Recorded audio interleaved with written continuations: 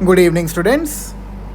So, this is our lecture number 31 on the Code of Criminal Procedure 1973 and the Bharatiya Nagrik Suraksha Samhita 2023. अपने last lecture में हमने section 164 of CRPC का जो corresponding provision है BNSS के अंदर उसको इन डिटेल डिस्कस किया था, कॉम्प्रिहेंसिवली डिस्कस किया था और ये समझा था कि BNSS के अंदर कन्फेशन को लेके क्या क्या नए नए चेंजेस इंट्रोड्यूस किए गए हैं. ठीक है, आपको याद होगा लास्ट लेक्चर. ये पढ़ने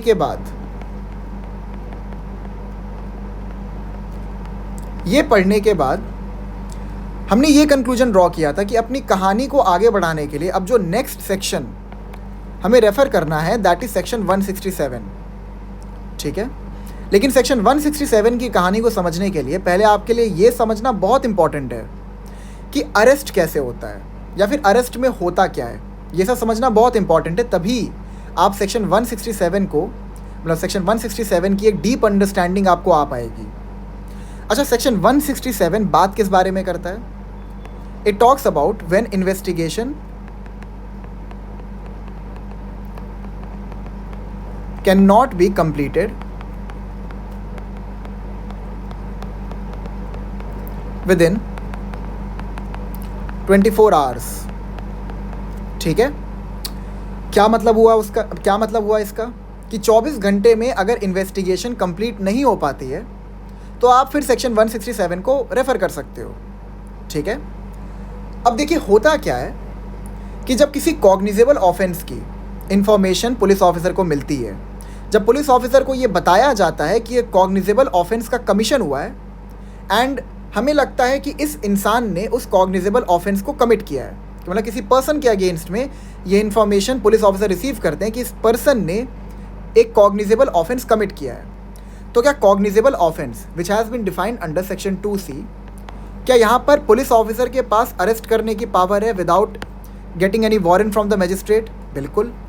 कॉग्निजेबल ऑफेंसेस के अंदर पुलिस ऑफिसर जो हैं they can make an arrest without getting an order from the magistrate, basically without getting a warrant from the magistrate.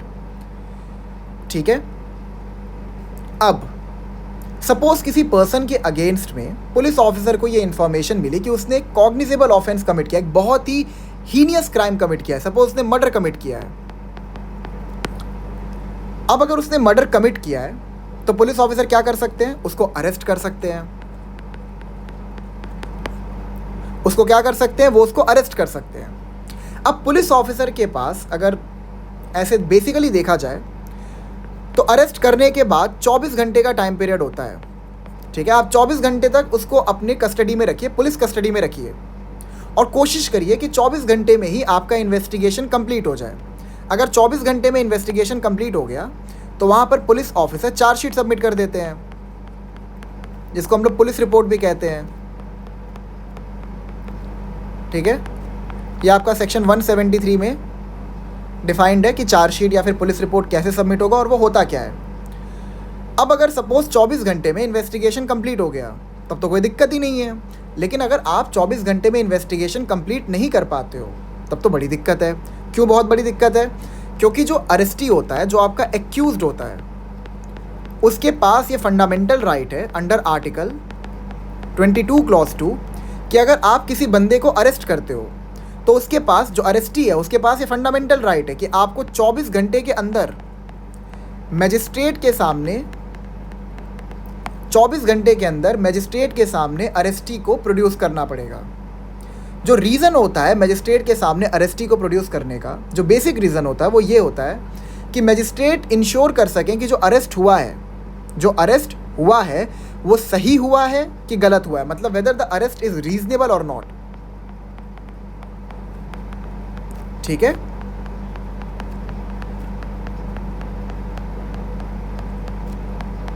तो मजिस्ट्रेट के पास ले जाने का जो पर्पस होता है वो यही होता है कि मजिस्ट्रेट इंश्योर कर सके कि जो अरेस्ट हुआ है वो रीजनेबल है कि नहीं है.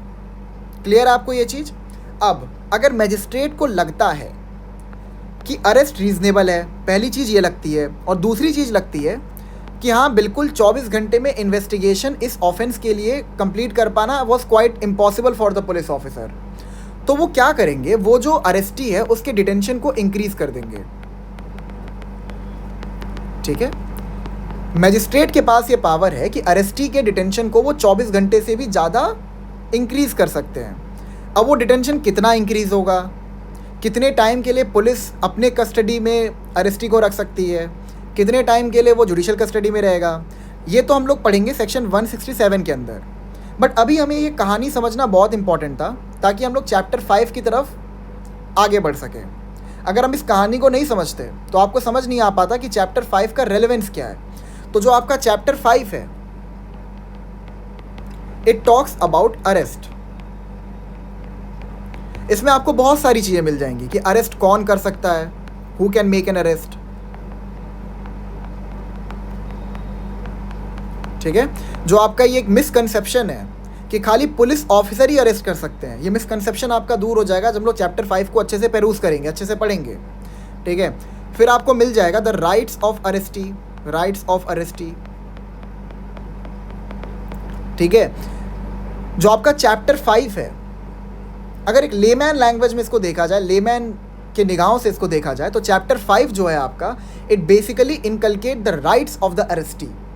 इसमें बहुत प्रकार के राइट्स अरेस्टी के, कि उसका एग्जामिनेशन होना चाहिए, उसका मेडिकल एग्जामिनेशन होना चाहिए, 24 घंटे के अंदर आपको अरेस्टी को मजिस्ट्रेट के सामने प्रोड्यूस करना है, ये भी उसका एक राइट है, ठीक है। 24 घंटे के अंदर प्रोड्यूस करना उसका statutory as well as fundamental right है,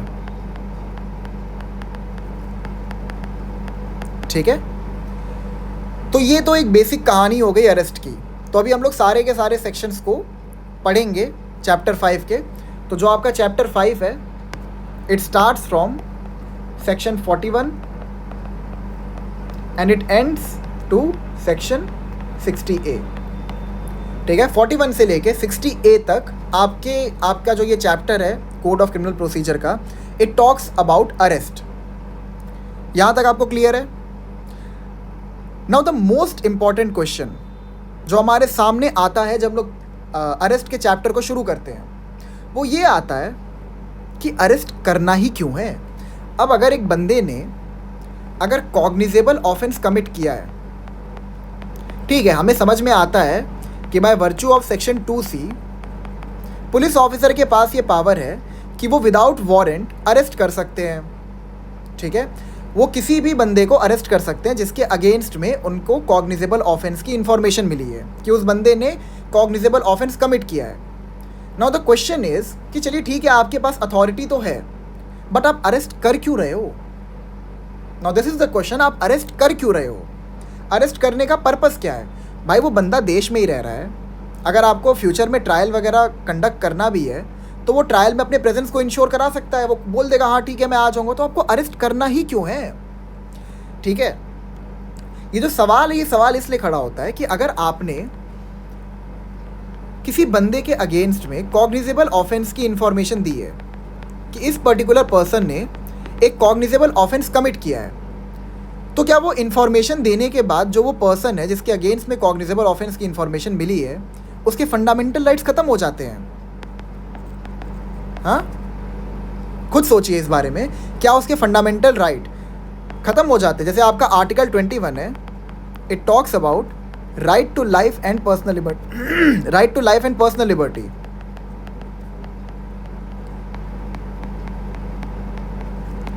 तो अगर आपने इस पर्सन के अगेंस्ट में एक FIR रजिस्टर करवा दी, तो क्या मतलब आप इसके फंडामेंटल राइट छीन लोगे? क्या आपके पास ये अधिकार है? बिल्कुल नहीं है आपके पास ये अधिकार। तो जो अरेस्ट करने का जो बेसिक पर्पस होता है वो ये होता है, so that the police officer can ensure the presence of the accused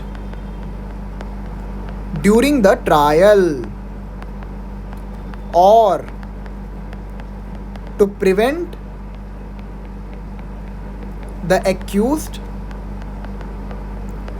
from committing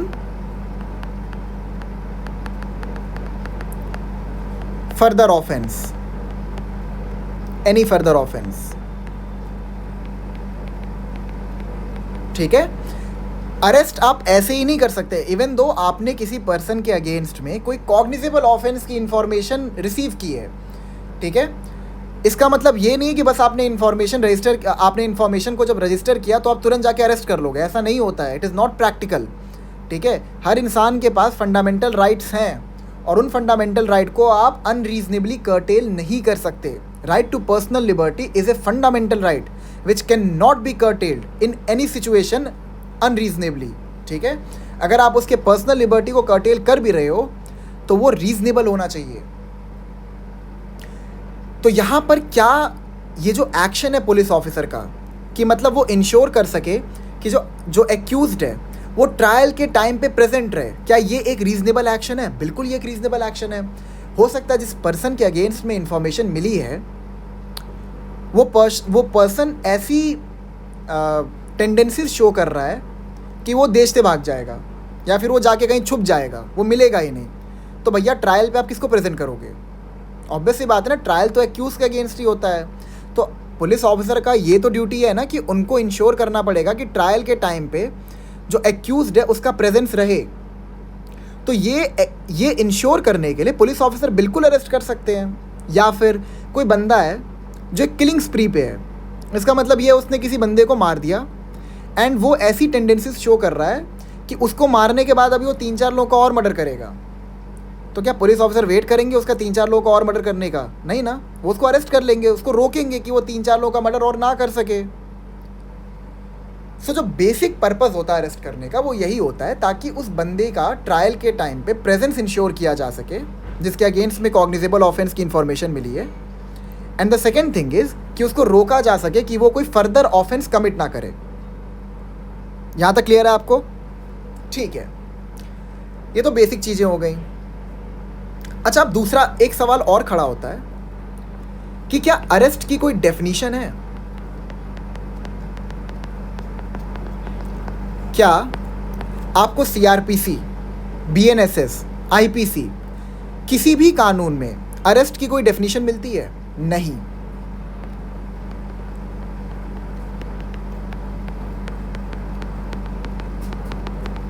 definition of arrest under any law, ठीक है। अरेस्ट की कोई भी डेफिनेशन आपको किसी भी लॉ में नहीं मिलेगी, चाहे वो सीआरपीसी हो, चाहे वो बीएनएसएस हो, चाहे वो आईपीसी हो या कोई भी कानून हो, वहां पर अरेस्ट को डिफाइन नहीं किया गया है। तो बेसिकली जो अरेस्ट जो टर्म है, अगर उसको एक लेमैन टर्म में समझा जाए, उसकी एक लेमैन अंडरस्टैंडिंग ली जाए, तो इसका मतलब होता है टू कर्टेल द पर्सनल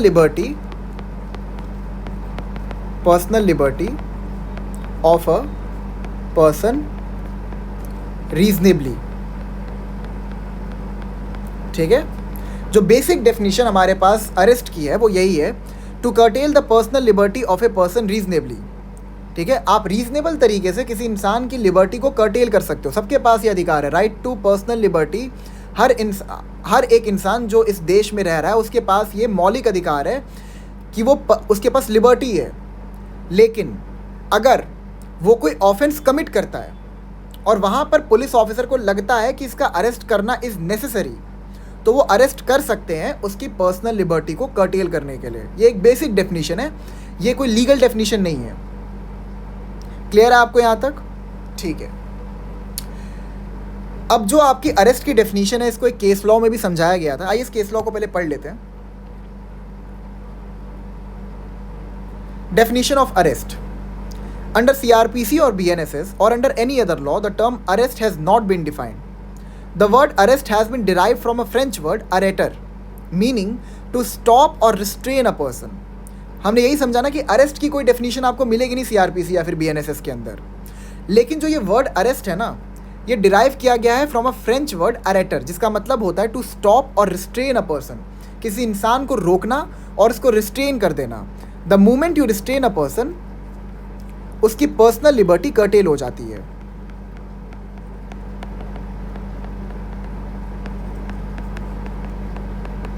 ठीक है। In the landmark case of directorate of enforcement versus Deepak Mahajan 1994 supreme court. ये एक सिंगल जज बेंच का जजमेंट है. S R Pandian justice was the जज there. He said that the word arrest in layman language means the apprehension or restraint or the deprivation of one's personal liberty. Under criminal law, the word arrest can be implicitly defined as the taking into custody of another person under authority of law for the purpose of detaining or confining the accused to ensure his presence during the trial and to prevent the accused from committing any further offense. ठीक है. तो supreme court ने यहाँ पर यह observe किया कि arrest, जो कि एक फ्रेंच टर्म से डिराइव किया गया है विच इज़ अरेटर, इसका मतलब यहाँ पर यह है कि आप जो पर्सनल लिबर्टी है एक्यूज्ड की, उसको कर्टेल कर सकते हो. ठीक है.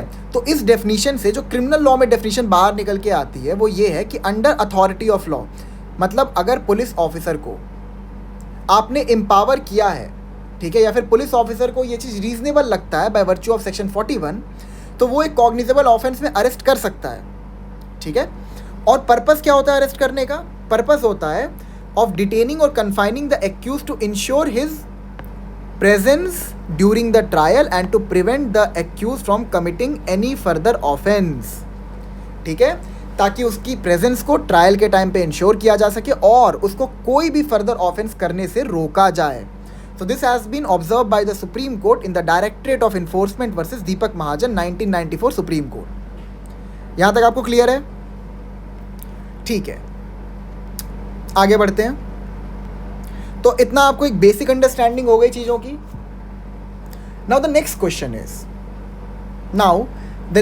अच्छा, ये आपको पर्पस ऑफ अरेस्ट समझ में आ गया, आपको केस लॉ भी समझ में आ गया. ठीक है.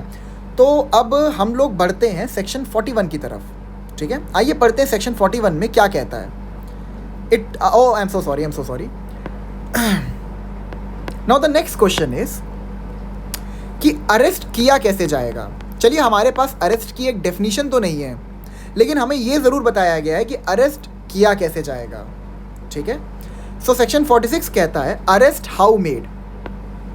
अरेस्ट आप कैसे करोगे. It says, subsection 1 says, in making an arrest the police officer or other person making the same shall actually touch or confine the body of the person to be arrested unless there be a submission to the custody by word or action. Section 46 का subsection 1 ये कहता है कि arrest करते कैसे हैं. तो वहाँ पे बता रहा है कि अरेस्ट करने के लिए पुलिस ऑफिसर के पास ये अथॉरिटी है कि वो जिस बंदे को अरेस्ट करना चाहते हैं उसको टच कर सकते हैं.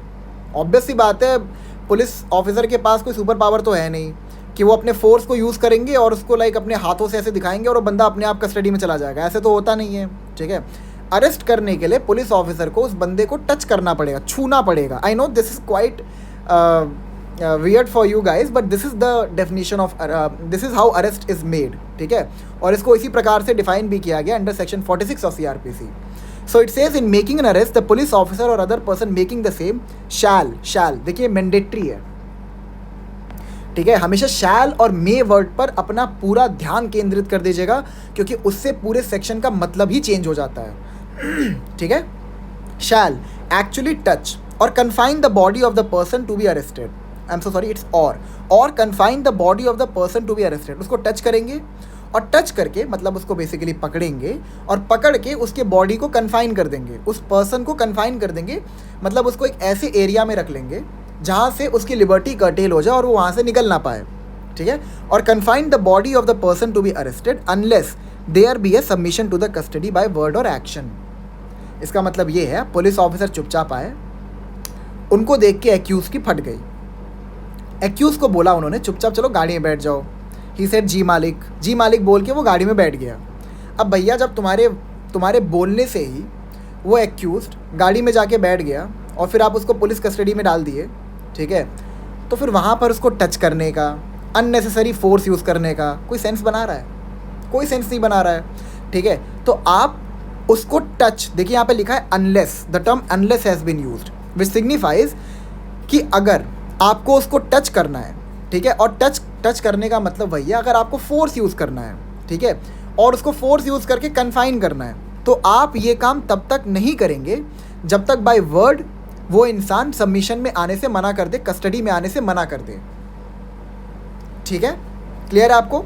अच्छा, यहाँ पर एक टर्म यूज हुआ है कस्टडी। कस्टडी और अरेस्ट,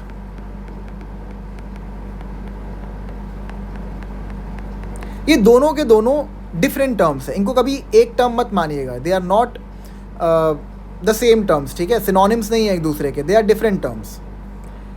अगर मैं आपको आसान भाषा में समझाऊं कि कस्टडी और अरेस्ट क्या होता है, तो कस्टडी का मतलब होता है अथॉरिटी एंड सर्वेलेंस।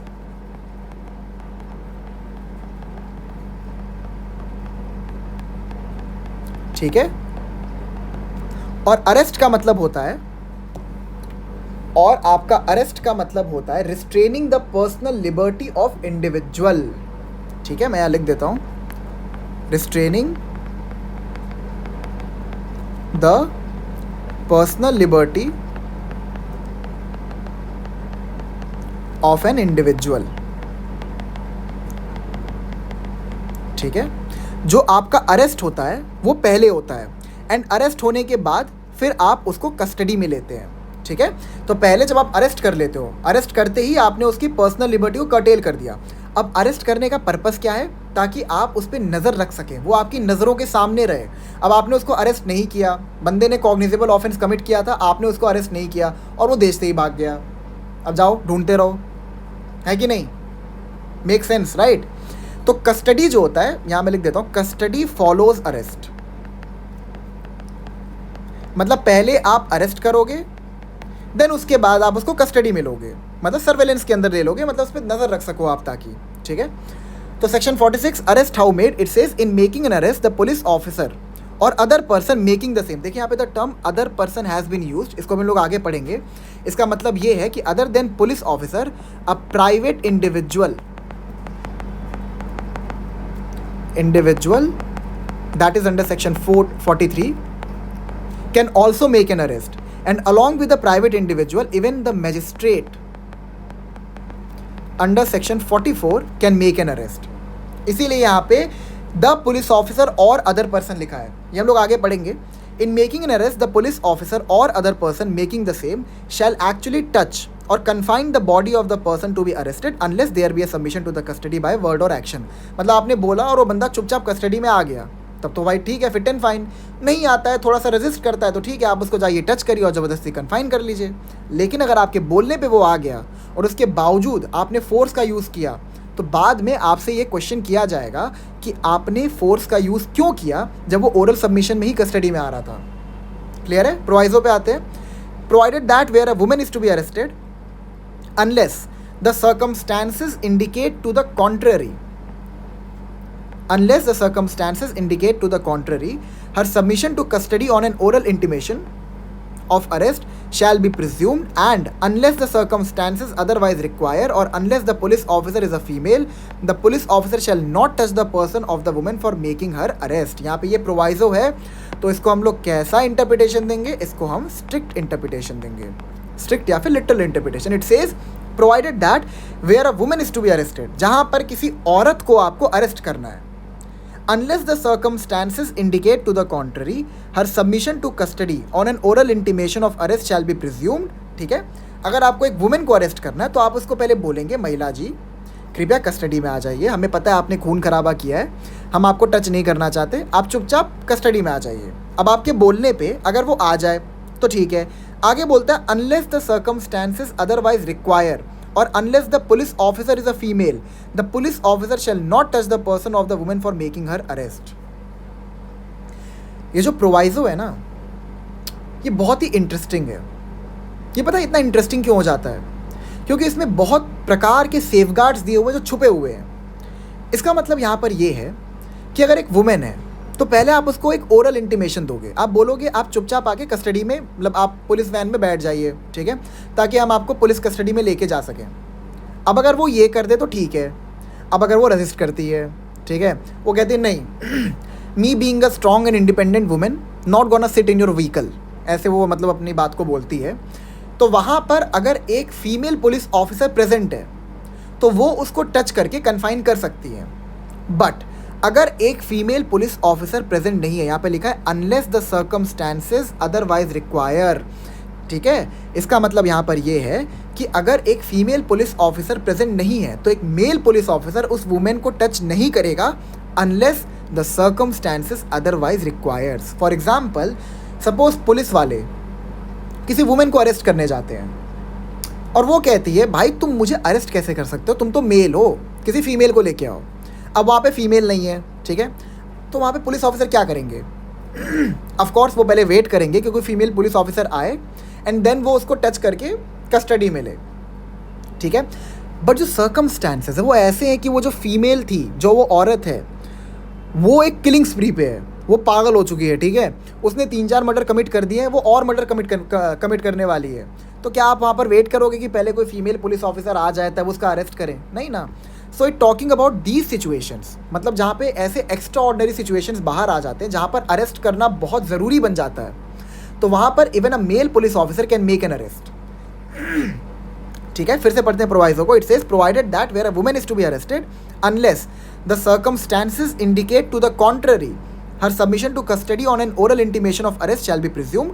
मतलब यहाँ पे ये है जो आपका ये unless the circumstances indicate to the contrary signifies कि पहले अगर आप किसी भी महिला को अरेस्ट करने जा रहे हैं तो पहले आप उनको बोलेंगे आप चुपचाप कस्टडी में आ जाइए, ठीक है। But unless the circumstances indicate to the contrary, but she said नहीं, I am not gonna come into your custody, ठीक है। उस सिचुएशन में आप चाहें तो फोर्स का यूज़ कर सकते हैं। मतलब फोर्स का यूज़ करने का मतलब यहाँ पर यही है कि आप उसको टच कर सकते हैं कन्फाइन करने के लिए।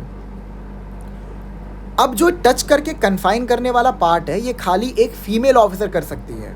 बट अगर एक फीमेल ऑफिसर प्रेजेंट नहीं है और वहाँ पे सिचुएशन ही ऐसा है कि किसी मेल ऑफिसर को ही उसको टच करके अरेस्ट करना पड़ेगा, तो even he can do the same, ठीक है। यहाँ पे बहुत सारे चेक्स इसलिए डाले गए हैं क्योंकि वुमेन जो होती हैं वो मार्जिनलाइज कम्युनिटी है और वहाँ पे मेल ऑफिसर को उनको टच करने की अथॉरिटी देना would not be a prudent option.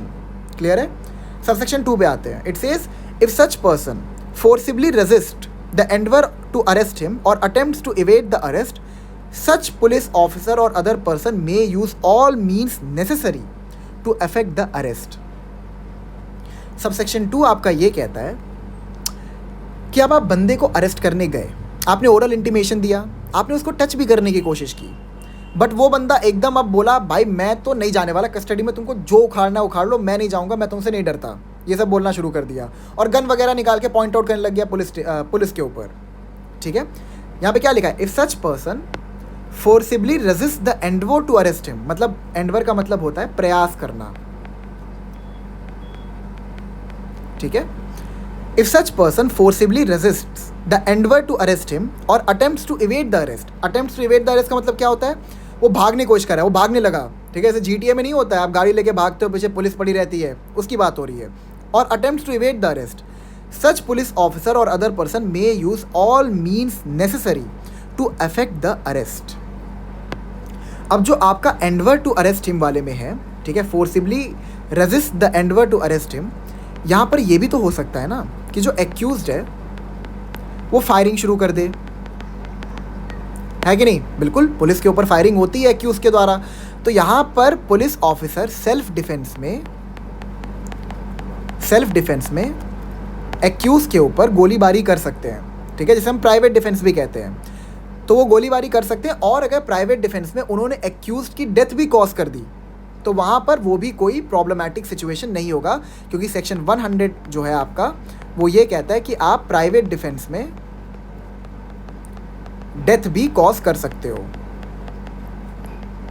Section 100 of IPC clear है आपको कि अगर आप चाहें तो प्राइवेट डिफेंस में डेथ भी कॉज कर सकते हो। और सेक्शन 100 की एप्लीकेशन पुलिस ऑफिसर्स के ऊपर भी होती है कि पुलिस ऑफिसर भी अगर चाहें तो प्राइवेट डिफेंस में डेथ कॉज कर सकते हैं, बिकॉज वो भी तो इंसान ही है, जानवर थोड़ी हो गए, ठीक है। अब सबसेक्शन 3 पे आते हैं। सबसेक्शन 2 क्लियर हो गया ना? Such person forcibly resist the endeavour to arrest him or attempts to evade the arrest, such police officer or other person may use all means necessary to affect the arrest, ठीक है। यहाँ पे कहा गया सारे के सारे प्रयास कर सकते हैं अरेस्ट करने के लिए, गन निकाल के उसको धमकाना कि चल चल अंदर चल जल्दी, ठीक है, ये सब करना, मतलब जो भी प्रयास वो करना चाहते हैं वो कर सकते हैं, लेकिन ये सारे के सारे प्रयास जो हैं वो रीजनेबल होने चाहिए। ये नहीं है कि बंदा चुपचाप कह रहा है अरे पुलिस भैया आप आए हैं, चलिए हम चलते हैं अंदर। ऐसी बात थोड़ी, आपको मारने पीटने की क्या ज़रूरत है। वो चुपचाप ऐसा कहता है, उसके बावजूद पुलिस फोर्स का यूज़ करती है। Does it make sense? नहीं ना। तो वहाँ पर अरेस्ट को रीजनेबल नहीं माना जाएगा। Subsection 3, nothing in this section. अच्छा, यहाँ पे the term nothing has been used, तो नथिंग क्या इंडिकेट करता है कि ये एक सेविंग क्लॉज है। Nothing in this section gives a right to cause the death of a person who is not accused of an offence punishable with death or with imprisonment for life।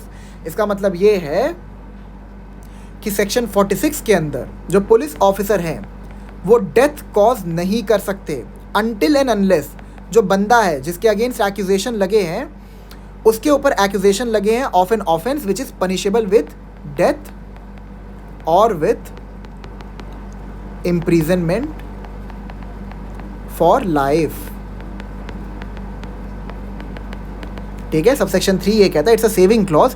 यहां पर basically police officer को death cause करने की power दी जा रही है। ठीक है, तो वो डेथ खाली उस ही इंसान का कॉज कर सकते हैं जो कि किसी ऐसे ऑफेंस से जिसपे कोई ऐसे ऑफेंस का एक्यूजेशन लगाओ जिसकी पनिशमेंट इधर डेथ पेनल्टी है या फिर लाइफ इम्प्रिजनमेंट है, जैसे कि आपका मर्डर हो गया। ठीक है, तो अगर एक बंदे के अगेंस्ट में मर्डर की इंफॉर्मेशन पुलिस ऑफिसर ने रजिस्टर की है अंडर सेक्शन 154, ठीक है, तो वहाँ पर वो उसका डेथ कॉज कर सकते हैं। लेकिन इसका मतलब ये नहीं है कि आप एक्यूज़ को पकड़ने जा रहे हैं और एक्यूज़ कहता है जी मालिक मैं चुपचाप गाड़ी में बैठ रहा हूँ, चुपचाप कस्टडी में आ रहा हूँ, और आप बोले अरे भैया तुमको तो लाइफ इम्प्रिजनमेंट डेथ मिल सकता है, तो ठीक है चलो आओ तुम्हारा इनकाउंटर किया जाए। ऐसा नहीं होता है। ठीक है, अगर वो चुपचाप कस्टडी में आ जाता तो ठीक है, ठीक है, लेकिन अगर सिचुएशन या सर्कमस्टेंस ऐसे क्रिएट हो जाए कि वहाँ पर एक इंसान है जो किसी ऐसे ऑफेंस के लिए जिसने कोई ऐसा ऑफेंस कमिट किया है जिसकी पनिशमेंट या तो डेथ पेनल्टी या तो लाइफ इम्प्रिजनमेंट है, तो अगर ऐसा कोई रीजनेबल सिचुएशन क्रिएट हो जाता है, रीजनेबल सर्कमस्टेंस क्रिएट हो जाता है, जैसे क्या हो सकता है, जो बंदा मर्डर कमिट किया हुआ है वो पुलिस के सामने गन निकालता है और कहता है मैं तुमको ही मार दूंगा और फायरिंग करना शुरू कर देता है, तो वहाँ पर तो ऑब्वियस ही बात है पुलिस प्राइवेट डिफेंस में अंडर सेक्शन 100 डेथ तो कॉज कर ही सकती है। क्लियर है कि नहीं? सबसेक्शन 3 क्लियर हो गया। Subsection 4, save in exceptional circumstances no women shall be arrested after sunset and sunrise. ध्यान दीजिएगा, shall be arrested after sunset and before sunrise and where such exceptional circumstances exist the woman police officer shall, देखिए it's a mandatory provision, shall by making a written report obtain the prior permission of the judicial magistrate of the first class within whose local jurisdiction the offence is committed or the arrest is to be made। Subsection 4 ये कहता है कि exceptional situations को अगर side कर दें, ठीक है, कोई ऐसा एक्सेप्शनल सिचुएशन या सर्कमस्टेंस अगर क्रिएट हो जाए उसको हम साइड कर दें। अभी समझेंगे इसका एग्जांपल भी। किसी भी वुमेन को आप अरेस्ट नहीं करोगे आफ्टर सनसेट यानी सूरज ढलने के बाद और बिफोर सनराइज सूरज उगने से पहले। ठीक है, सूरज ढलने के बाद और सूरज उगने से पहले आप किसी भी वुमेन का अरेस्ट नहीं करोगे। एंड अगर कोई ऐसा एक्सेप्शनल सर्कमस्टेंस क्रिएट हो जाता है तो वहाँ पर एक वुमेन पुलिस ऑफिसर, देखिएगा यहाँ पे मेल पुलिस ऑफिसर का मेंशन नहीं है, एक वुमेन पुलिस ऑफिसर एक रिटन रिपोर्ट भेजेगी to the judicial magistrate of the first class जिसके पास जुरिस्डिक्शन हो उस पुलिस स्टेशन की। ठीक है, उनको वो रिपोर्ट भेजेगी एंड अगर उस मजिस्ट्रेट ने ऑथराइज कर दिया कि हाँ भैया आप जाके इस वुमेन को अरेस्ट कर सकते हो even after sunset and before sunrise, तो वहाँ पर वो वुमेन पुलिस ऑफिसर उस औरत का अरेस्ट कर सकती है। ठीक है, again this is a saving clause, but यहाँ पर ना एक चीज़ सोचने वाली आ जाती है। सपोज सिचुएशन ऐसा हो गया है कि पुलिस ऑफिसर एक कॉल रिसीव करते हैं, टाइम है आपका रात का 8 बजे, रात के 8 बजे नहीं 8 भी नहीं, चलिए रात के 10 बजे हुए हैं, 10 भी हटा दो, रात के 12 बजा दो मैं तो कह रहा। ठीक है, रात को 12 बजे पुलिस ऑफिसर को एक कॉल आता है और एक बंदा कहता है कि मैंने गोलियों की आवाज़ सुनी है। ठीक है, अपने बगल वाले घर से गोलियों की आवाज़ सुनी है, मतलब लगातार फायरिंग हुए जा रही है। तो पुलिस ऑफिसर 12:05 AM पर, ठीक है, स्पॉट पे पहुंचते जहाँ पे गोलीबारी हो रही थी। उनको पता चलता है कि गोलीबारी एक वुमेन कर रही है। ठीक है, वो कई लोगों पे गोलियां चलाई जा रही है। अब रात के 12:05 हुए हैं और जो आपका ऑफिसर है वो भी मेल है, ठीक है, आपका जो ऑफिसर है वो भी मेल है और रात के 12:05 पर वो वुमेन पागलों की तरह फायरिंग कर रही है। तो क्या रात के 12:05 पर जो औरत है वो इतनी पागल पड़ी है कि वो पूरे मोहल्ले को उड़ा देगी, ऐसा सिचुएशन क्रिएट हो गया, ठीक है। तो क्या वहाँ पर वो पहले मजिस्ट्रेट को एक रिटन रिपोर्ट भेजेंगे, ठीक है, और फिर क्या वो रिटन रिपोर्ट आने का परमिशन करेंगे कि हाँ ठीक है भैया आपको परमिशन मिल गई, आप जाके अरेस्ट करो। मतलब यूज़ योर कॉमन सेंस। हमें हमेशा सीआरपीसी को एक पर्पसिव इंटरप्रिटेशन देना पड़ता है, तो ये तो पर्पस को ही डिस्ट्रॉय कर देगा कि आप वेट कर रहे हैं जब तक वो वुमेन पूरे मोहल्ले को साफ ना कर दे, एंड देन उसके बाद जब मजिस्ट्रेट की परमिशन मिल रही है तब आप जाके अरेस्ट कर रहे हो। Does it making any sense to you? Whatever doesn't make sense to you, वहाँ पे पर्पसिव इंटरप्रिटेशन लगा दो, ठीक है। तो यहाँ पर क्या होगा कि पुलिस ऑफिसर, ठीक है, अगर कोई फीमेल है तब तो बहुत अच्छी बात है, बट अगर कोई मेल भी है तो वो भी उस वुमेन को अरेस्ट कर सकते हैं, क्योंकि सिचुएशन ही ऐसा क्रिएट हो गया है। यहाँ लिखा है ना सेव इन एक्सेप्शनल सर्कमस्टांसेस, तो सेव इन एक्सेप्शनल सर्कमस्टांसेस के अंदर आपका ये एक्सेप्शनल सिचुएशन आ जाएगा। लेकिन अगर पुलिस ऑफिसर वहाँ पर अरेस्ट करते हैं, मतलब after sunset and before sunrise, तो वहाँ पर उनको अपनी टेस्टिमनी में, जब ट्रायल के टाइम पे उनकी टेस्टिमनी ली जाएगी, जब ट्रायल कंडक्ट होता है ना आपका, तो जो आपका आईओ होता है, दैट इज़ इन्वेस्टिगेटिंग ऑफिसर, उसकी टेस्टिमनी ली जाती है। वहाँ पर उसको जस्टिफाई करना पड़ेगा कि मैंने आफ्टर सनसेट और बिफोर सनराइज क्यों अरेस्ट किया, वो भी एक वुमेन का, even though I am being a male police officer, मैंने क्यों अरेस्ट किया। क्लियर है आपको सबसेक्शन 4? तो सेक्शन 46 आपको मेरे ख्याल से क्लियर हो गया होगा। हमें जो चीज़ समझ में आया वो ये समझ में आया कि अरेस्ट करने के लिए आपको किसी पर्सन को टच करना पड़ता है, ठीक है, और टच करके उसको कन्फाइन करना पड़ता है, unless there be a submission to the custody by word और एक्शन। मतलब आपने बोला और वो बंदा चुपचाप कस्टडी में आ गया तो बात अलग है, ठीक है। लेकिन अगर वो चुपचाप नहीं आ रहा है, थोड़ा सा रेजिस्ट कर रहा है, ठीक है, वायलेंस का सहारा ले रहा है अरेस्ट नहीं होने के लिए, तो वहाँ पर जो पुलिस ऑफिसर है वो फोर्स का भी इस्तेमाल कर सकते हैं, एंड प्राइवेट डिफेंस में वो चाहें तो डेथ भी कॉज कर सकते हैं, ठीक है। क्लियर है आपको ये सब चीज़ें सेक्शन 46 में? तो हमें चलो ये समझ में आ गया कि how arrest is being made. अब अपनी कहानी को और थोड़ा सा आगे लेके जाते हैं। So let's start with section 41, chapter 5, arrest of persons. Section 41 says, अच्छा ये करने से पहले एक बार पर्पस ऑफ अरेस्ट देख लेते हैं। मैंने आपको ये चीज़ बता दिया था, फिर भी आप पढ़ लीजिए। जो पहला पर्पस है वो ये है to ensure the presence of the arrestee at the time of trial. The second purpose is to prevent the commission of any further offense only if it is apparent that the accused is showing tendency of committing further offense, ठीक है। Third says every arrest made by any person must be reasonable। इसका मतलब ये है कि police officer unreasonable arrest नहीं कर सकते, उनको रीजनिंग देनी पड़ेगी कि मैंने अरेस्ट क्यों किया। अच्छा, ये जो थर्ड पॉइंट है आपका, every arrest made by any person must be reasonable. अब अगर आपको ललिता कुमारी का डिस्कशन याद आ रहा हो जो मैंने किया था,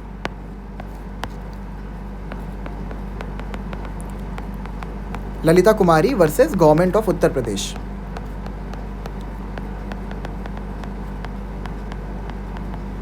ठीक है, 2013 सुप्रीम कोर्ट, आपकी 5 जज बेंच थी इसमें, and P सत्थशिवम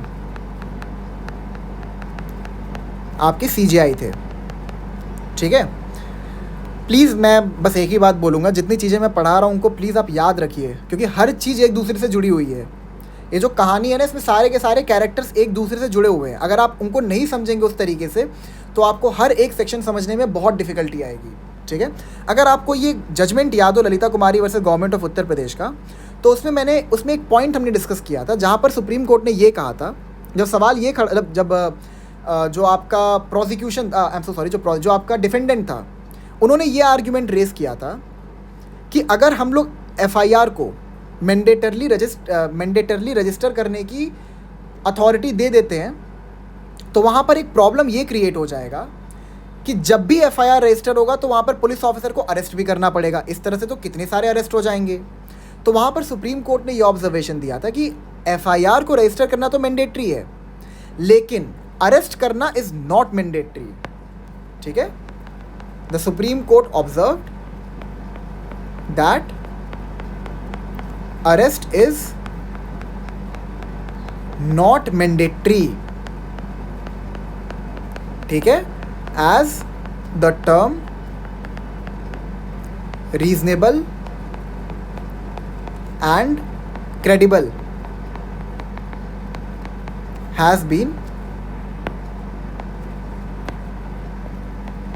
has been used under section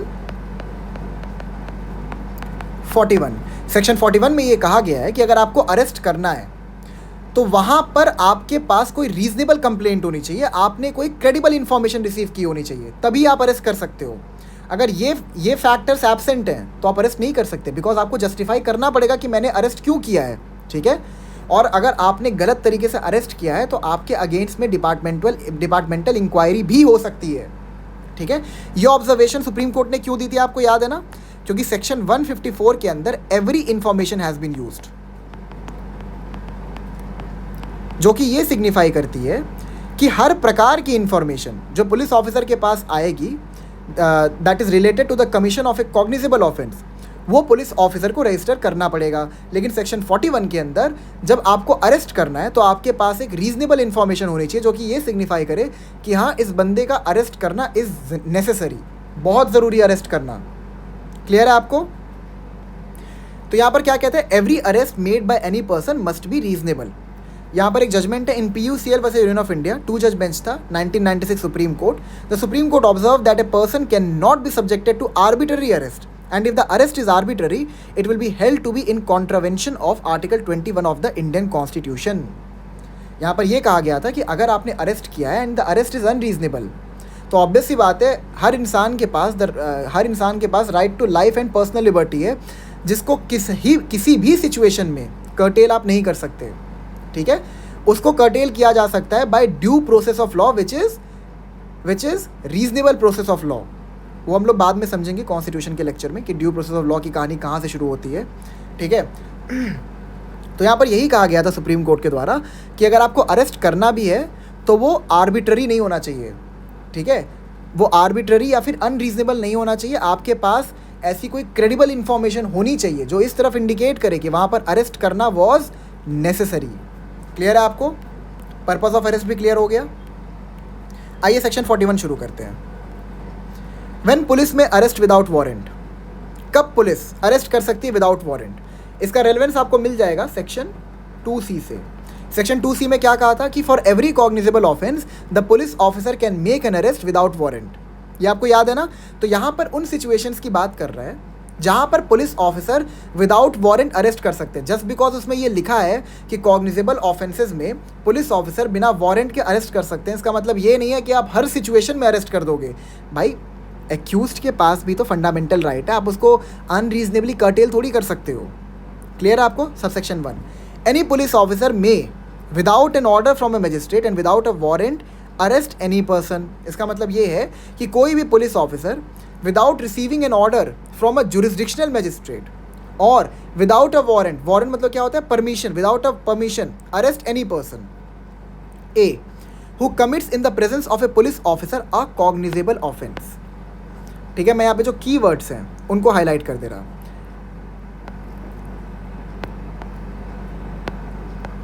यहाँ पर ये कहता है कि अगर किसी भी इंसान ने पुलिस ऑफिसर के प्रेजेंस में, इसका मतलब क्या है कि सपोज XYZ प्लेस है और यहाँ पर पुलिस ऑफिसर प्रेजेंट है.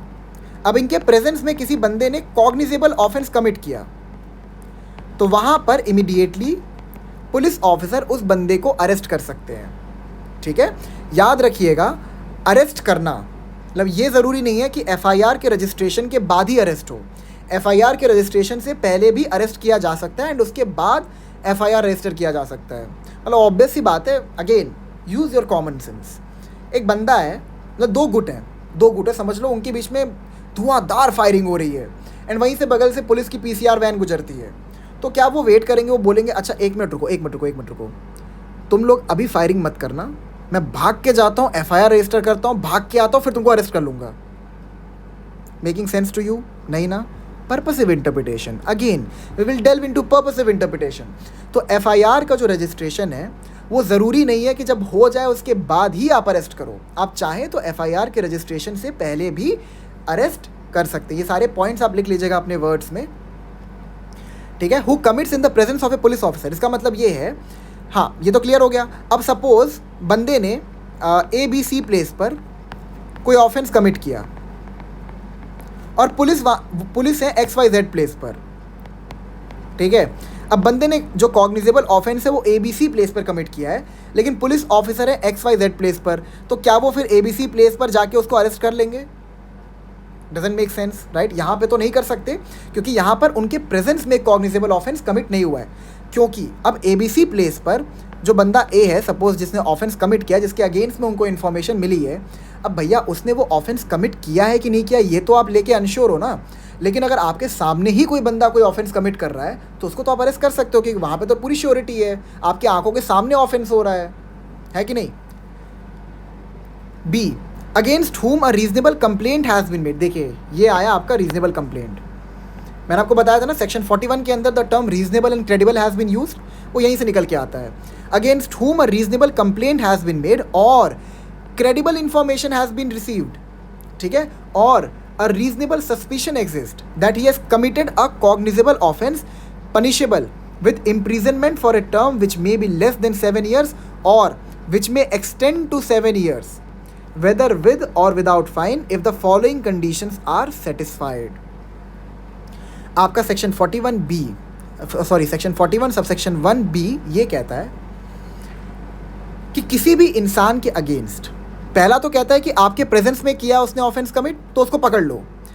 बी क्या कहता है? बी कहता है कि अगर आपने किसी भी इंसान के अगेंस्ट में एक रीजनेबल कंप्लेंट रिसीव की है, या फिर आपके पास एक क्रेडिबल इंफॉर्मेशन है, या फिर आपको एक रीजनेबल सस्पिशन है कि इस इंसान ने एक कॉग्निजेबल ऑफेंस कमिट किया है जिसकी पनिशमेंट इज ईदर 7 ईयर्स और लेस देन 7 ईयर्स, ठीक है, मतलब या तो 7 साल की सजा है, ठीक है, या फिर 7 साल से कम की सजा है।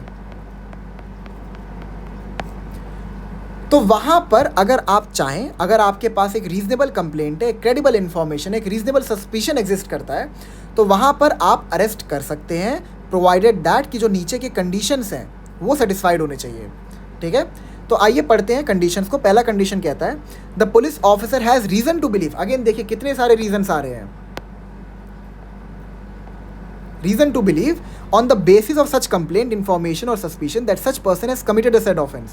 अब सपोज जो इन्फॉर्मेशन आई है पुलिस ऑफिसर के पास, ठीक है, वहाँ पर जो बंदा है, ठीक है, जिसके अगेंस्ट में ये इन्फॉर्मेशन आई है ऑफ ए कॉग्निजेबल ऑफेंस जिसकी पनिशमेंट इज ईदर 7 ईयर्स और लेस देन 7 ईयर्स। अब वहाँ पर पुलिस ऑफिसर जब इन्फॉर्मेशन को स्क्रूटनाइज करती है तो वहाँ पे उनको अपरेंटली लगता है कि इस बंदे ने पक्का, जिस भी बंदे के अगेंस्ट में वो इन्फॉर्मेशन रिसीव किया पुलिस ऑफिसर ने, वहाँ पर पुलिस ऑफिसर को लगता है पक्का ही इसने एक कॉग्निजेबल ऑफेंस कमिट किया है जिसकी पनिशमेंट जो है वो 7 साल या 7 साल से कम की है, ठीक है। यहाँ पे रीज़न टू बिलीव है, आपको जस्टिफाई करना पड़ेगा कि आपने उसको अरेस्ट क्यों किया है, तो वहाँ पर पुलिस ऑफिसर उसको अरेस्ट कर सकते हैं, ठीक है। सेकेंड कहता है the police officer is satisfied that such arrest is necessary. अब वहाँ पे लगता है कि इसका अरेस्ट करना बहुत ज़रूरी है बिकॉज ऑफ दीज सिचुएशंस। पहला, to prevent such person from committing any further offence, ताकि आप उस इंसान को रोक सके। वो बंदा एकदम किलिंग स्प्री पे है, या फिर चलो किलिंग स्प्री नहीं लेते हैं बिकॉज उसकी पनिशमेंट 7 साल से ज़्यादा की है, वो बंदा थेफ्ट स्प्री पे है, ठीक है, चोरी करने को लेके एकदम वो पागल हो चुका है, ठीक है, वो चोरी करने को लेके पागल हो चुका है, उसको जो बंदा दिख रहा है उससे चोरी कमिट कर रहा है। तो वहाँ पर क्या लिखा है, यहाँ पे क्या लिखा है, to prevent such person from committing any further offence, ताकि वो और चोरियाँ कमिट ना कर पाए, इस चीज़ से रोकने के लिए आप उसका अरेस्ट कर लो, ठीक है। बी कहता है for proper investigation of the offence. अब हो सकता है कि अगर उस बंदे को अरेस्ट नहीं किया गया तो वो इन्वेस्टिगेशन प्रोसीजर में उंगली करे, मतलब वही समझ लो, उंगली करे का मतलब ये है कि पुलिस को प्रॉपरली इन्वेस्टिगेट ही ना करने दे मैटर, ठीक है। वो एविडेंस से टैम्पर करना शुरू कर दे, जो विटनेसेस हैं उनको भड़काना शुरू कर दे। अगर तू मेरे अगेंस्ट जाके पुलिस के सामने कोई बयान दिया तो तेरे घर में बहुत प्यारी सी एक बाइक पड़ी है ना, वो अगले दिन नहीं पड़ी मिलेगी, ठीक है, ऐसा कुछ करना शुरू कर दे। सी कहता है to prevent such person from causing the evidence of the offence to disappear or tampering with such evidence in any manner. C का मतलब यहाँ पर ये है कि वो ऐसी टेंडेंसीज शो कर रहा है एक्यूज जो है, जिसके अगेंस्ट में उनको इन्फॉर्मेशन मिली of a cognizable offence which is punishable with either 7 years of imprisonment और लेस देन 7 ईयर्स। वहाँ पर the accused is showing tendencies कि वो जो उसके अगेंस्ट में एविडेंसेस आ सकते हैं उनके साथ टैम्पर कर दे। टैम्पर मतलब उसमें कुछ चेंजेस कर दे या फिर क्या पता उनको गायब कर दे, ठीक है। तो ऐसा सिचुएशन क्रिएट ना हो, वहाँ पर पुलिस ऑफिसर अरेस्ट कर सकता है। डी कहता है to prevent such person from making any inducement, threat or promise to any person acquainted with the facts of the case so as to dissuade him from disclosing such facts to the court or to the police officer. मतलब basically वो भड़का दे या डरा दे, witness जो है उनको डरा दे, उनको भड़का दे कि भाई तू मेरे अगेंस्ट अगर दिया किसी भी प्रकार का बयान, तू तो गया, ठीक है, तू बयान दे फिर तू गया, ऐसे वाला सिचुएशन क्रिएट हो जाए। तो वहाँ पर क्या होगा, वहाँ पर ऐसा सिचुएशन ना क्रिएट हो उसके लिए पुलिस ऑफिसर उस बंदे को अरेस्ट कर सकते हैं। ई, इसमें इतना इन डेप्थ जाने की ज़रूरत नहीं, ऊपर ऊपर समझिए, ठीक है। जो ये आपका चैप्टर 5 है ना, इसमें खाली आपको सेक्शंस के बारे में ऊपर ऊपर से पता होना चाहिए, क्योंकि ये प्रीलिम्स के पर्सपेक्टिव से बहुत इंपॉर्टेंट है। मेंस में आपके उतनी इंपॉर्टेंस ये रखता नहीं है, ठीक है। E, as unless such person is arrested his presence in the court whenever required can not be ensured. अब जो बंदा एक्यूज्ड है, जिसके अगेंस्ट में एक ऐसी ऑफेंस की रजिस्ट्रेशन की गई है जो which is punishable with either 7 years और लेस देन 7 years, ठीक है, वो बंदा ऐसी टेंडेंसीज शो कर रहा है कि अगर तुमने मुझे अरेस्ट नहीं किया तो 2-3 दिन बाद मैं तुमको अमेरिका मिलूँगा, ठीक है। मैं अपना पासपोर्ट वगैरह वीज़ा वगैरह सब ले लिया हूँ, टिकट मैंने बुक करा लिया अमेरिका की, तुम मुझे अरेस्ट कर लो, नहीं तो फिर तो भैया एक बार मैं अमेरिका चला गया तो bye bye tata see you वाला सीन हो जाएगा। तो यहाँ पर ऐसा है, हमने ये पढ़ा था कि अरेस्ट का पर्पस क्या होता है। जो प्राइमरी पर्पस ये होता है वो ये होता है कि मतलब पुलिस ऑफिसर इस चीज़ को इंश्योर कर सके कि एक्यूज्ड का प्रेजेंस हो सके ड्यूरिंग द ट्रायल। अब वो बंदा अगर देश छोड़ के भाग जाएगा तो उसको कैसे बुलाओगे आप ट्रायल पे, क्लियर है। ई तक प्रोवाइसो पे आते हैं, provided that a police officer shall in all cases where the arrest of a person is not required under the provision of this subsection record the reasons in writing for not making the arrest.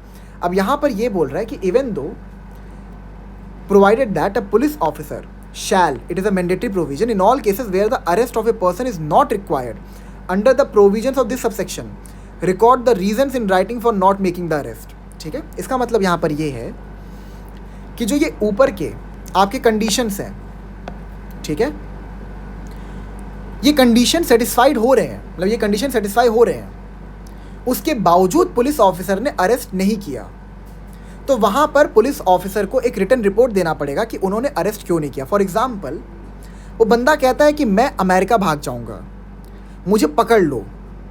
Police officer जब उसका bank statement निकालते हैं तो उसमें थे खाली 50 रुपये, ठीक है। वो अमेरिका छोड़ो, वो स्टेट से बाहर नहीं जा सकता।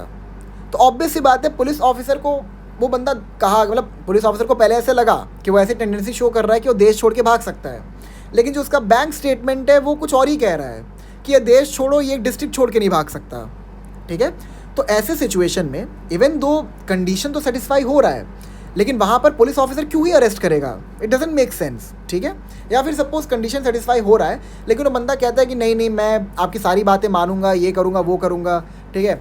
तो पुलिस ऑफिसर यहाँ पर एक रिपोर्ट बना के सबमिट करेगी कि उन्होंने even though the conditions are being satisfied arrest क्यों नहीं किया, ठीक है। अब ये तो आपका बी हो गया। ए में क्या कहता है, ए में कहता है कि जब कोई कॉग्निजेबल ऑफेंस पुलिस ऑफिसर के प्रेजेंस में कमिट किया जाए। बी आपका कहता है कि अगर कोई ऐसा कॉग्निजेबल ऑफेंस है जिसकी पनिशमेंट 7 साल या उससे कम की है, ठीक है, और वो मतलब उसके अगेंस्ट में पुलिस ऑफिसर को कोई रीजनेबल इन्फॉर्मेशन मिलती है, तो वहाँ पर अगर इनमें से कोई भी कंडीशन सेटिस्फाइड होता है तो police officer can make an arrest. Now let's come down to B A. It says against whom credible information has been received. ध्यान दीजिएगा, credible information has been received. Credible का मतलब होता है समथिंग विच इज़ सब्सटेंशियल। मतलब एक बंदा जो है वो एक वीडियो लेके आ गया और वो पुलिस ऑफिसर को दिखाता है कि ये देखिए, ये रहा इसका मर्डर करते हुए वीडियो, तो क्रेडिबल हुआ ना ये इन्फॉर्मेशन। अब जब साफ साफ पुलिस ऑफिसर को वीडियो में दिख रहा है कि एक बंदे ने दूसरे बंदे का मर्डर किया है, तो वो तो उसका अरेस्ट कर ही सकते हैं ना वहाँ पे। Against whom credible information has been received that he has committed a cognizable offence punishable with imprisonment for a term which may extend to more than 7 years whether with or without fine or with death sentence, and the police officer has reason to believe on the basis of that information that such person has committed a said offence। इसका मतलब यहाँ पर ये है कि अगर police officer कोई भी ऐसा क्रेडिबल इन्फॉर्मेशन रिसीव करता है, ठीक है, अगेंस्ट अ पर्सन, जिसने एक ऐसा कॉग्निजेबल ऑफेंस कमिट किया जिसकी punishment is more than 7 years. It can either be life imprisonment, it can either be death penalty, मतलब हो सकता है उसने मर्डर कमिट किया हो। ठीक है, तो अगर किसी भी प्रकार की police officer credible information receive करते हैं तो वो वहाँ पर एक्यूज्ड को अरेस्ट कर सकते हैं। क्लियर है? लेकिन यहाँ पर देखिए जो BA है और आपका B है, इसमें डिफरेंस कहाँ पे आ जाता है कि यहाँ पर आपका 7 साल या 7 साल से कम की पनिशमेंट की बात करता है, एंड यहाँ पर मोर देन 7 ईयर्स वाले ऑफेंसेस। ठीक है, जिनकी पनिशमेंट 7 साल से अधिक की है उन ऑफेंसेस की बात करता है BA में।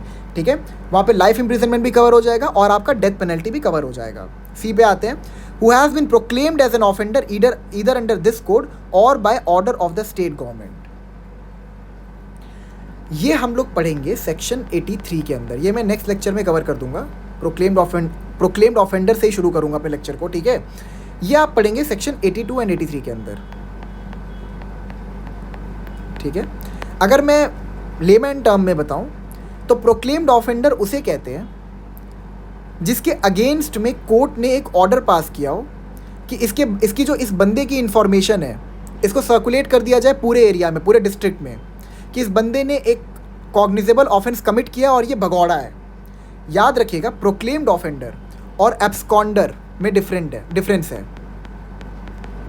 एब्सकॉन्डर हम भगौड़े को कहते हैं, लेकिन प्रोक्लेम्ड ऑफेंडर हम उसे कहते हैं जो भगौड़ा तो है लेकिन उसके अगेंस्ट में कोर्ट ने एक ऑर्डर पास किया है कि इसकी इन्फॉर्मेशन हर जगह सर्कुलेट कर दिया जाए कि इसको ढूंढा जाए जल्दी से जल्दी। ठीक है, तो वो प्रोक्लेम्ड ऑफेंडर हो जाता है। D, in whose possession anything is found which may reasonably be suspected to be stolen property and who may reasonably be suspected of having committed an offense with reference to such thing। यहाँ पर ये कहता है कि कोई भी ऐसा इंसान, ठीक है, जिसके पास कोई स्टोलन प्रॉपर्टी मिल जाए, कोई चुराई हुई सामान मिल जाए, मतलब किसी बंदे ने पुलिस के पास इंफॉर्मेशन दी थी कि उसके घर में चोरी हुई है, जेवरात चोरी हो गए हैं, लेकिन उसको पता ही नहीं है चोरी किसने किया है।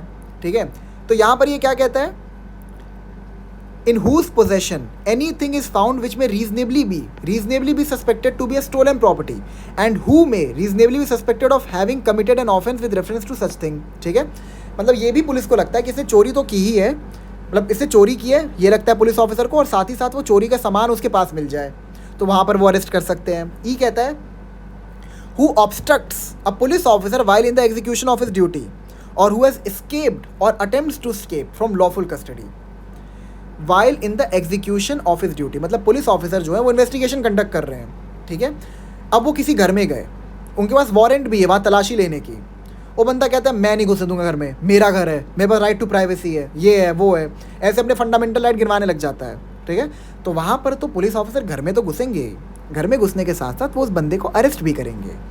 ठीक है, क्योंकि because he is obstructing the police officer while he is executing his duties. ठीक है, पहला तो ये हो गया। दूसरा ये हु एस्केप्ड और attempts to escape from lawful custody. अब उस बंदे को कस्टडी में लॉफुली रखा गया। लॉफुल कस्टडी मतलब क्या, इधर द पुलिस कस्टडी और जुडिशियल कस्टडी, जो आपकी लॉफुल कस्टडी होती है। ठीक है, वहाँ पर रखा गया और अब वो भागने का प्रयास कर रहा है, तो उस सिचुएशन में भी पुलिस ऑफिसर उसको अरेस्ट कर सकते हैं। F पे आते हैं, who is reasonably suspected of being a deserter from any of the arm forces of the union. ठीक है, जो यूनियन की आर्म फोर्सेज आपकी होती हैं, जो आर्मी वगैरह होती है, एयरफोर्स होती है, ठीक है, वो वहाँ से भाग गया, मतलब उसकी जो ड्यूटी थी उसको करने के बजाय वो भाग गया, तो वहाँ पर पुलिस ऑफिसर उसको अरेस्ट कर सकती है। लेकिन यहाँ पे देखिए हर जगह पे the term reasonable has been used. यहाँ पे लिखा है रीजनेबली सस्पेक्टेड, मतलब ये है कि पुलिस अपने विल या फिर वोल्यूशन पे किसी बंदे को अरेस्ट नहीं कर सकती, उनके पास एक रीज़न होना चाहिए अरेस्ट करने के लिए। ठीक है, G पे आते हैं, who has been concerned in or against whom a reasonable complaint has been made or credible information has been received or a reasonable suspicion exists of his having been concerned in any act committed at any place out of India, ठीक है, which if committed in India would have been punishable as an offence and for which he is under any law relating to extradition or otherwise liable to be apprehended or detained in custody in India। यहाँ पर ना ये आपका जो principle of extradition होता है, ठीक है, उसको इनकलकेट किया। यहाँ पर ये कहना चाहता है कि अगर कोई बंदा है वो देश के बाहर कोई ऑफेंस किया है, मतलब कोई फॉरेनर ही है, उसने कोई देश के बाहर में ऑफेंस किया था और वो इंडिया में आ गया, ठीक है, अब इंडिया में अगर उस ऑफेंस के लिए कोई पनिशमेंट है, मतलब उसने किसी और देश में मर्डर कमिट किया था और वो इंडिया में आ गया, ठीक है, अगर अब क्या इंडिया में मर्डर कमिट करना एक ऑफेंस है? बिल्कुल वो एक ऑफेंस है।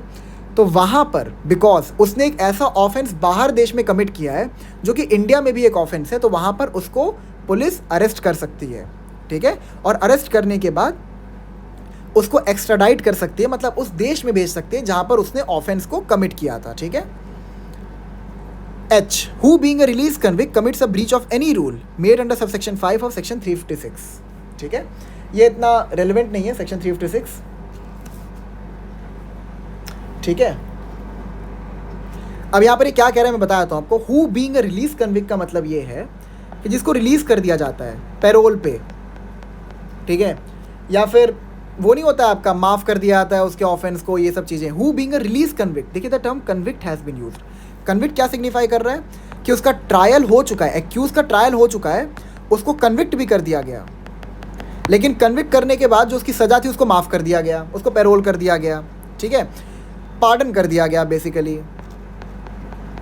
आया कहता है who being a release convict commits a breach of any rule made under subsection 5 of section 356। इसका मतलब ये है सेक्शन 356 जो है आपका सीआरपीसी का, इट टॉक्स अबाउट सिचुएशंस जहाँ पर किसी बंदे को पैरोल या फिर पार्डन पे छोड़ दिया जाता है, कन्विक्ट को छोड़ दिया जाता है, लेकिन कुछ कंडीशन पे कि तुम ये चीज़ दोबारा नहीं करोगे। अब बंदे ने चोरी किया था, ठीक है, उसको पैरोल पे छोड़ दिया गया, इस कंडीशन पे छोड़ा गया कि वो दोबारा चोरी ना करे। अब वो कहता है, अब वो बाहर निकलता है और उसकी चोरी की आदत तो गई नहीं थी, वो दोबारा चोरी कर दिया, ठीक है, उसे दोबारा चोरी किया, तो उसको फिर क्या कर सकते हैं, पुलिस ऑफिसर अरेस्ट कर सकते हैं। क्लियर है आपको? I, for whose arrest any requisition whether written or oral, whose arrest any requisition whether written or oral has been received from another police officer provided that the requisition specifies the person to be arrested and the offence or other cause for which the arrest is to be made and it appears before therefrom that the person might lawfully be arrested without a warrant by the officer who issued the requisition। ठीक है, यहाँ पर ये कह रहा है कि for whose arrest any requisition whether written or oral has been received from another police officer, मतलब कोई पुलिस स्टेशन है, वो किसी और जुरिस्डिक्शन के पुलिस स्टेशन से ये इन्फॉर्मेशन रिसीव करते हैं कि आपके जुरिस्डिक्शन में एक ऑफेंडर है, उसको अरेस्ट करिए, ठीक है। यहाँ लिखा है ना provided that the requisition, requisition क्या होता है, it's a request but legal request,